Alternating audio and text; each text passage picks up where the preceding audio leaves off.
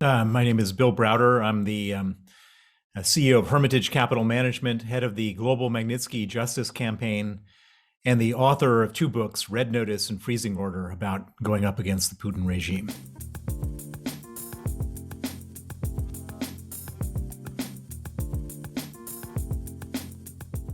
My newest book, Freezing Order, is a sequel to my first book. It covers the last 10 years of my life, where I basically looked into where the $230 million went that my lawyer, Sergei Magnitsky, discovered and exposed and was killed over. Who got that money? And as I traced the money, I discovered that it went to a number of Russian government officials around the world. But most significantly, I discovered that some of it went to Vladimir Putin. And the other thing I discovered is that this crime, the $230 million crime, was just a tiny drop in the ocean. It's like one of 1,000 similar crimes of which Putin gets a cut. And most significantly, I estimate that since Putin took power, he and the 1,000 people around him have stolen $1 trillion, $1,000 billion from the Russian people. And all that money has gone to purchasing yachts and private jets and villas instead of being spent on healthcare, education, and other things. And that explains many, many things about what's going on in Russia today.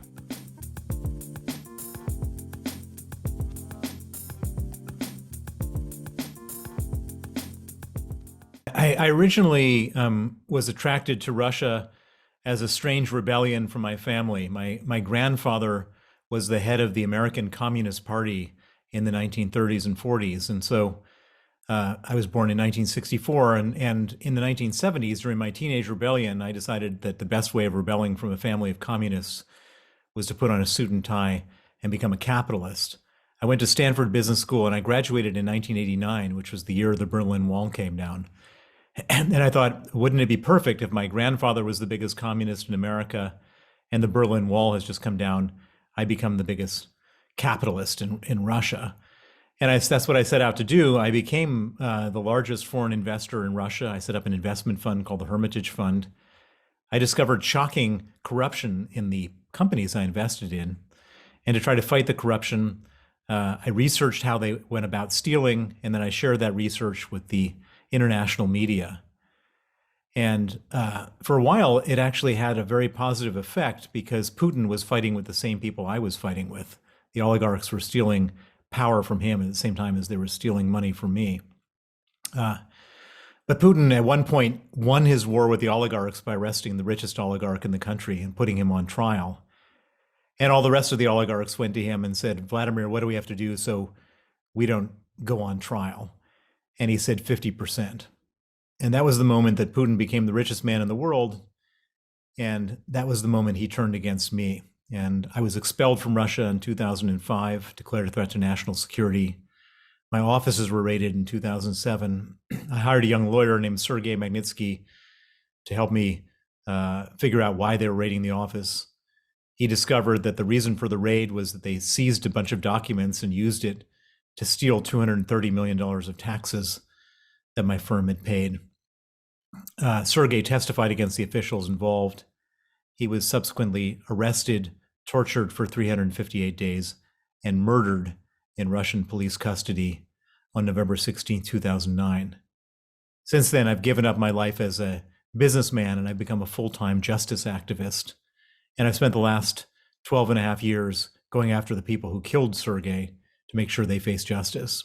And the biggest part of the justice campaign was getting a thing called the Magnitsky Act passed, which is a piece of legislation which freezes the assets and bans the visas of Russian human rights violators. The Magnitsky Act passed in the United States, then in Canada, then in the UK and the European Union. It now exists in 34 countries. And this is the template that's being used to go after all the oligarchs and all the corrupt officials as a result of this war in Ukraine.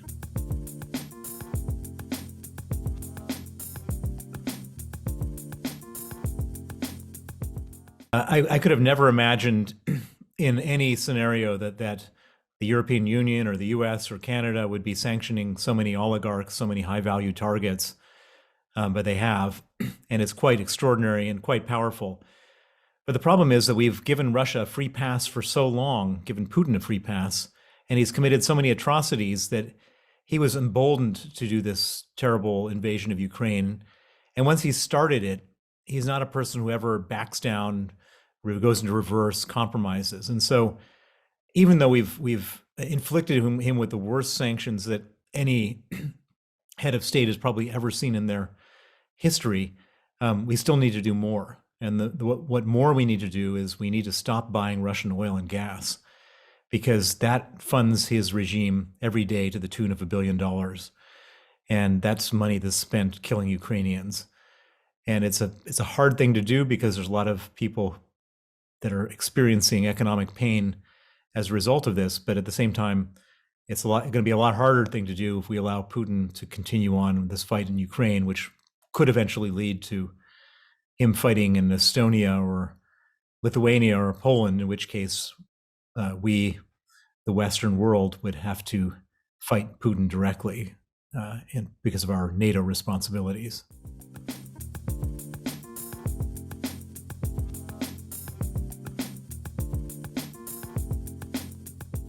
The most important thing I've learned about Putin is that he is a criminal, and a criminal in the most basic way. He went into government, as does every other person who goes into the Russian government, to steal money. That's what people do when they join the government. They don't serve the people, they steal money. And he has stolen more and more money as time has gone on, and he's become richer and richer.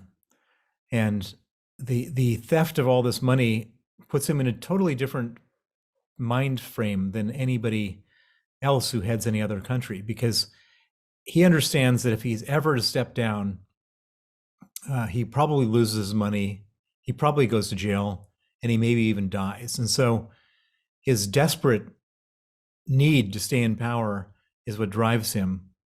And in doing so, he's ready to take all sorts of Russian people down with him in whatever folly he pursues, and the Ukraine war is one of those follies.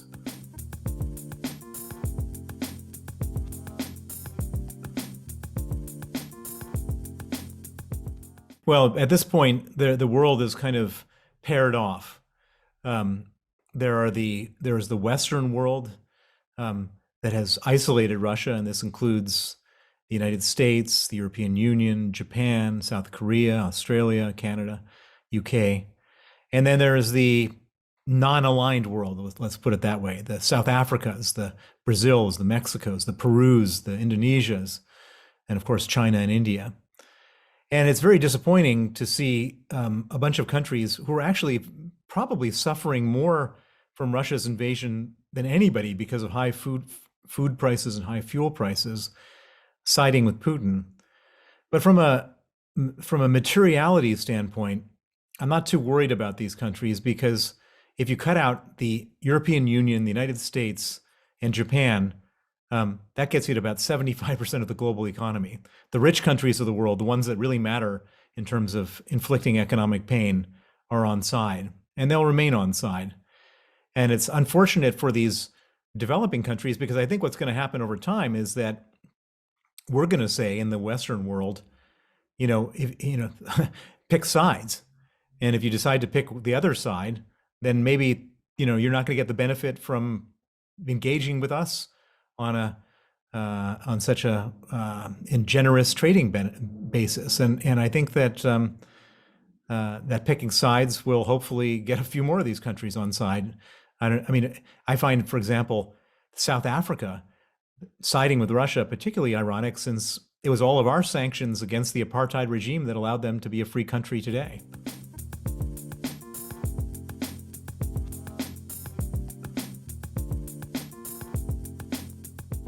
Well, for me, Davos was a very special meeting this year. This is my 27th year in Davos. And this was the first year there were no Russians there. It was always extremely unpleasant walking down the hall, seeing senior Russian government officials, the same people who were talking about killing me, walking in the same room as me.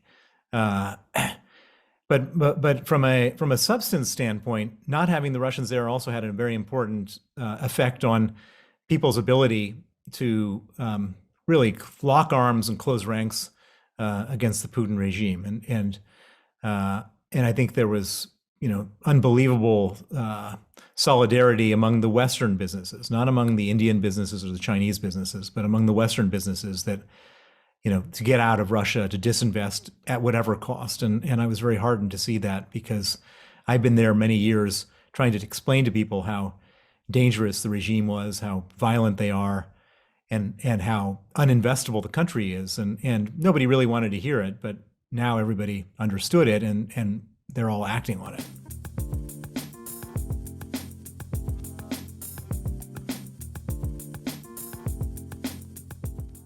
Well, I think that this fiasco of Putin's invasion and the immense human cost and the immense business cost is really a wake-up call. Um, but the wake up, we've already woken up too late for Russia. I mean, everybody who had money there, had investments there, had factories there, it's all worth zero. But it's a wake up call for the cost of authoritarianism elsewhere. We tend to ignore authoritarianism, or Western businesses do. They don't consider it a business risk. And I think that the probably one of the biggest insights that I got from Davos, and that I think other people there got, and I think the message that we all need to pay attention to, is that if you're an authoritarian regime where the leaders do arbitrary things for their own benefit, your investments could go from very valuable to zero overnight, and that's it makes one rethink China, for example, and other places where the idea was you could somehow take advantage of the growing economy and not have to pay attention to the authoritarianism. And I think everybody has to pay attention to everything.